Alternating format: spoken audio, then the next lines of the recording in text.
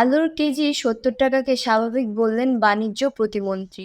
বাজারে আলু পেঁয়াজ পর্যাপ্ত আছে এবং আলুর দাম ৭০ টাকা। স্বাভাবিক বলে মন্তব্য করেছেন বাণিজ্য প্রতিমন্ত্রী আহসানুল ইসলাম টিটু। বুধবার ২৬শে জুন দুপুরে সচিবালয়ে গণমাধ্যম কেন্দ্রে বাংলাদেশ সেক্রেটারিয়েট রিপোর্টার ফোরামে বিএসআরএফ সংলাপে তিনি এই মন্তব্য করেন। বাজারে আলুর দাম ৭০ টাকা কেজি, পেঁয়াজ ৯০ থেকে ৯৫ টাকা কেজি। এটাকে স্বাভাবিক মনে করেন কি না এমন প্রশ্নের জবাবে প্রতিমন্ত্রী বলেন, বাজারে আলু পেঁয়াজ পর্যাপ্ত আছে, এটাকে স্বাভাবিক বলে মনে করি। দামের যৌক্তিকতার বিষয়টি আমার না, আমি দেখব সেটি বারবার বলার চেষ্টা করছি। তিনি বলেন, যে কোনো মূল্য নির্ভর করে বাজারের চাহিদা ও সরবরাহের উপর। আমরা যদি সরবরাহ করতে পারি তাহলে দাম কমে যাবে।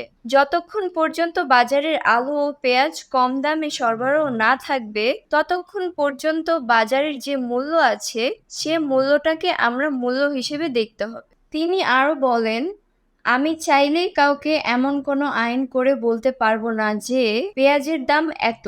অন্তত আমি পারবো না। সেটি কৃষি বিপণন অধিদপ্তর বলতে পারবে।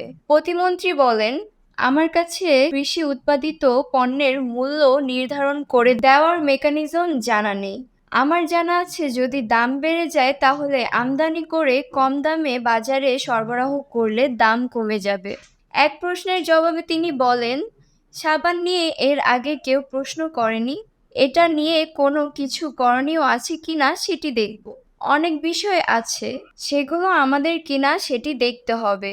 শিল্পগুলো শিল্প মন্ত্রণালয়ের, তাই সাবানের দাম নির্ধারণের এখতিয়ার আমাদের আছে কিনা সেটি দেখে জানাতে পারবো।